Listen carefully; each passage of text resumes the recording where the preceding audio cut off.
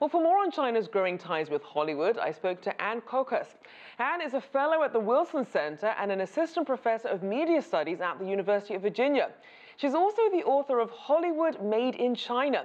I asked her about China's growing movie market and how it compares to the U.S. Well, the first quarter of the year is a tricky quarter to look at because there's the Chinese New Year period in which there's a huge volume of Chinese movie consumption, whereas it's a relatively slow period within the U.S. So a really interesting time to look is really the year-on-year comparisons and if China overtakes the full year North American or U.S. box office. And is that something that you expect to see when in the next perhaps 5, 10 years? What are you projecting? Some people actually had estimated that it would have been 2017. Others are looking at later, like 2022. But there are very few people who would say that it would take longer than 2025. Okay, so something definitely coming on the horizon. Absolutely. Now, let's also look at some of these Oscar performances. We saw that Chinese gaming company Perfect World co-produced 2 of this year's Oscar-winning films, Darkest Hour and Phantom Thread. So talk more about not just this partnership with Universal that led to this, but perhaps some of these other big collaborations that we should be keeping an eye on. We're seeing more equity purchases, equity collaborations within Chinese firms within the U.S. So they're actually taking silent financial partnerships, which is something that we saw historically with Japanese companies as well. So in some ways, this is signaling China's move to not only becoming a more sophisticated film production market, but also a more sophisticated financial participant in Hollywood. And I think that's a really important part of the picture, the fact that we're seeing Chinese companies taking on a global leadership role more broadly. And what about Chinese tech companies? What interest do they have in Hollywood?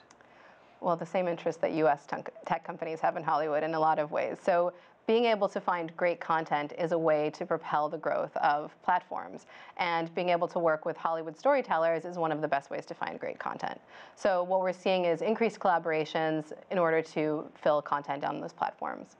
Now, what about changing consumer taste? How has that affected the sorts of films that really resonate with Chinese audiences? When Hollywood studios first went into the Chinese market, they might add one Chinese character, or we may see a couple of shots of Beijing or Shanghai. But now Chinese consumers are very sophisticated, and the types of people who are purchasing tickets want to see Chinese stories that resonate with them, rather than merely slapped on characters.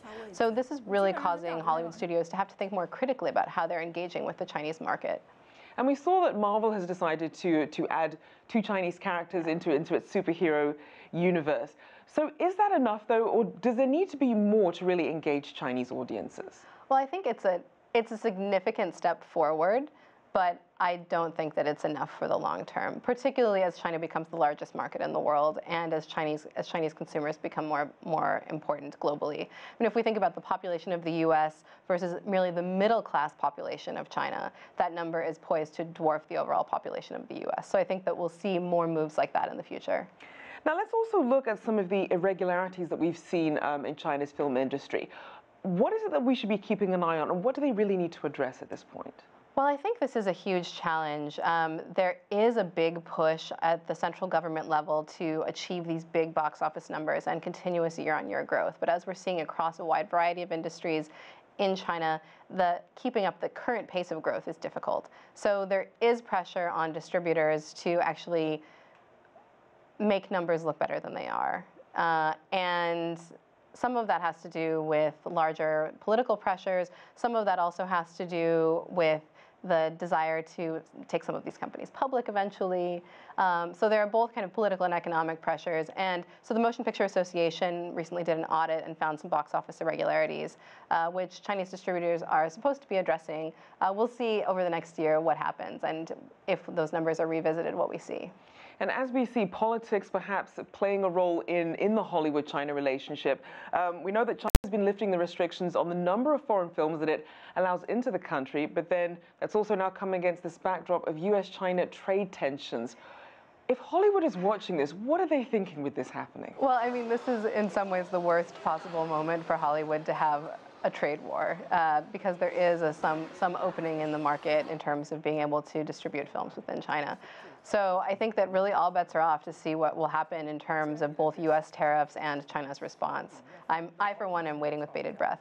And do you think there's any chance, especially as a lot of these films involve very high-tech, very sophisticated things. We know that technology has also been a big focus of these tariffs. Right. Could that put a dampening, perhaps, on the sort of innovation that we might see between the two?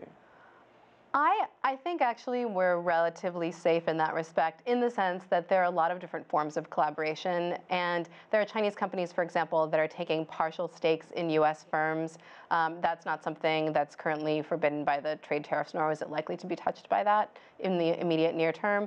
Similarly, there are U.S. entrepreneurs and financiers who are interested in investing within the Chinese market. And I think a lot of those kind of more grassroots level and smaller tech collaborations in the earlier stages will not be affected. I think we're looking more at tariffs at large companies and how that will work. So to the degree that they're involved in driving innovation through business subsidiaries, then I think that's an issue.